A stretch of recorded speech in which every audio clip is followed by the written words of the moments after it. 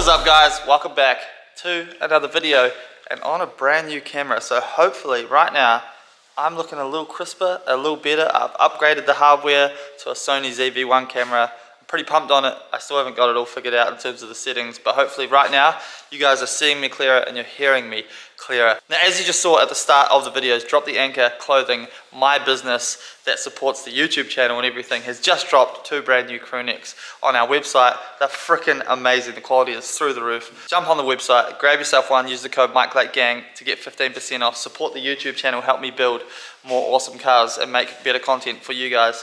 And it's just a win-win situation. But today we are working on the beautiful E36.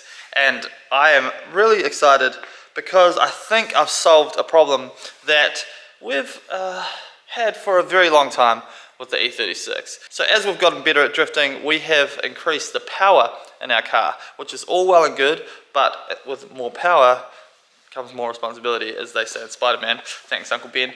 But also with more power, you need a better driveline, and we have had a really big problem, if you've been watching the channel for a long time, with braking axles. It's been a really frustrating one. But I think I've finally found a cost-effective solution that isn't going as far as buying drive shaft shop axles from America, which is, I think they're about $1,500 US before shipping, or without changing to a full Winters rear end, which is another option that we have also. So I'm gonna run you guys through that right now. But here is what we've been doing. So basically we've been smashing this inner CV. So we've been smashing this inner CV right here that connects to the diff, and this is pretty much what it comes out looking like after we've munched it. Some people do snap the drive shafts, but I've only ever snapped these ones, and they're the ones that look thicker in the middle, but they're actually hollow, as you can see right there, and that is pretty bad because hollow means that there's not much meat there and it's nowhere near as strong, and they snap.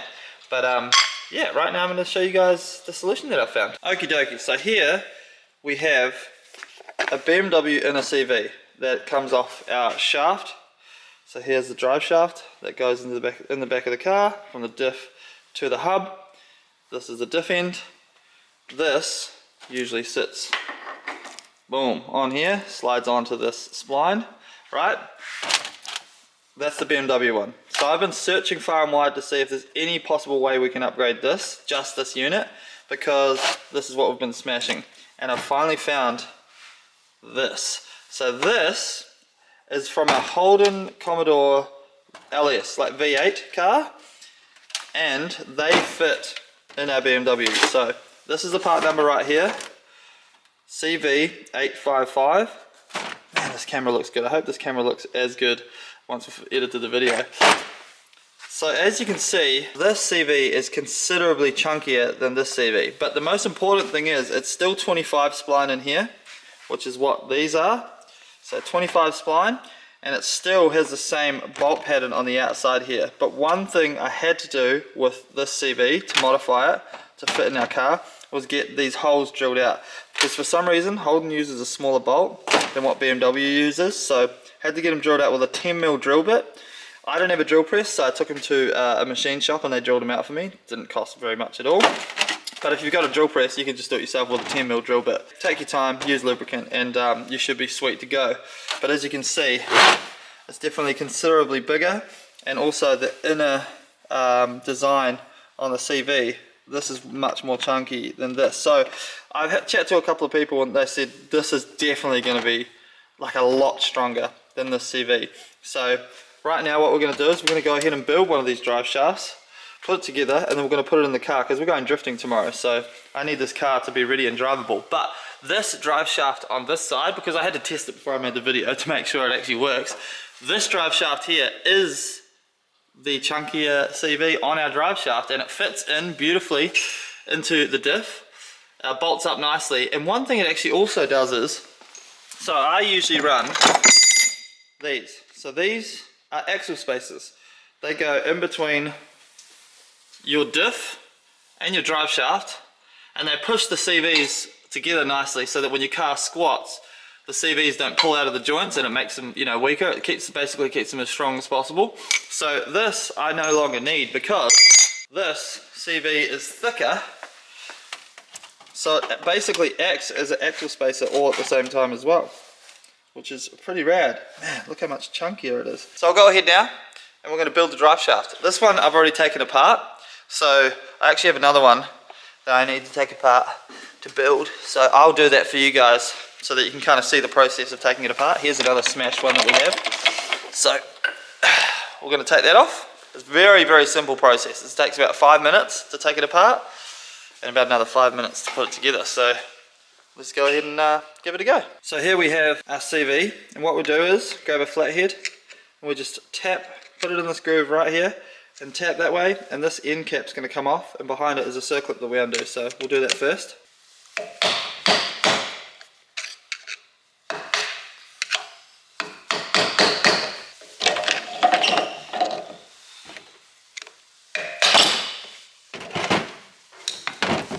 Alright, so our axle is apart, and as you can see, here's all the smashed bits in here. I'm not going to really touch that too much because I'm wearing my nice clothes because I'm an idiot, so I don't want to get grease all over me. But right here, we'll wipe this off. And as you can see, there's a circlip right there.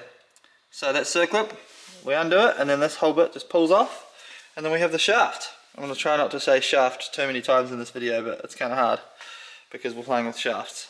Alright, so once our CV is off, like it is on this bad boy, we're going to go ahead, and these take a little bit of convincing to go on.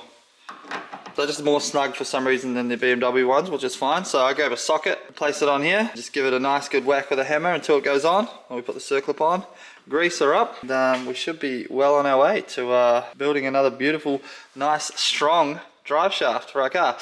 One thing I will say is I'm using the Chinese actual shafts because they're not hollow. There's a little dimple there, but other than that, they're not actually hollow. They're solid steel. So this is the strongest shaft that I could find, strongest CV. The only weak point, I guess, potentially is at this side, but I've never broken the hub side of a shaft, so we'll see how we go with that. But in terms of this is going to be nice and strong. So we'll go ahead and smash this on and then put it all together, grease her up and chuck it in the car. Let's go.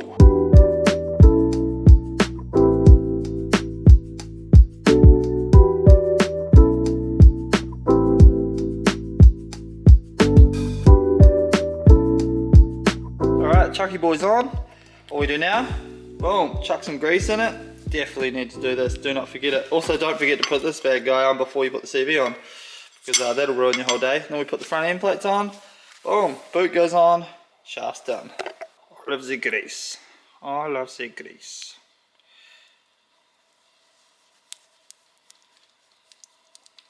Cap, boom, slides on. I'm just using a used one because I don't have any brand newies, but that's fine.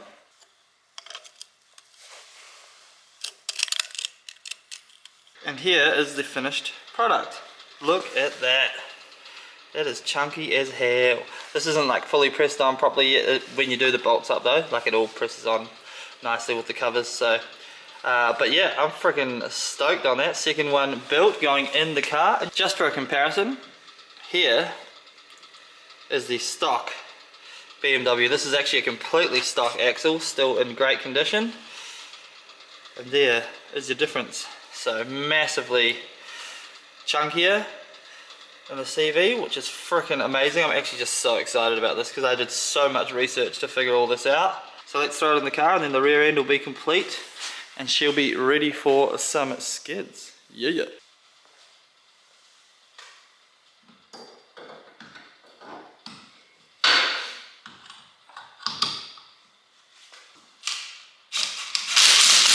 Na na na na na na na na axles. RM.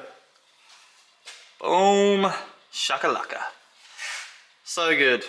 I'm so pumped on this. I'm sure you guys can tell by the amount of times I said I'm so pumped on this. But both axles are in. Everything is good. Mike is happy.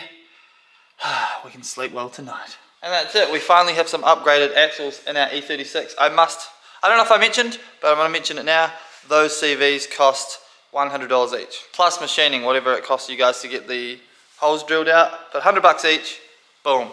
Those Chinese shafts that I have in are like $150 each last time I checked, although inflation's happening at the moment, so they're probably about $10,000 now. But now, so that is all done. That's the end of this video. I'm going to continue finishing the car for tomorrow night. I need a rush, so I can't film. But I hope that you guys got some kind of information out of this video that helps you with your E36 or E46. Remember, they fit on E46s as well. Same thing, alright? Medium case, not small case. If you're running a lot of power, you should be running medium case axles anyway. If you want to see whether these axles work out or not, hit that subscribe button, follow the channel. You'll see in the next video, because we're going drifting. I think I'm filming tomorrow night. I may as well. Sammit's there, we're drifting, so I may as well do a little bit of filming. So yeah, follow the channel, support it. And that's us for today, guys. Thank you so much for watching. Hit that like button if you enjoyed it, and I'll see you guys in the next video. Peace, bye. The night will be the night that I will fall for you over again and make me change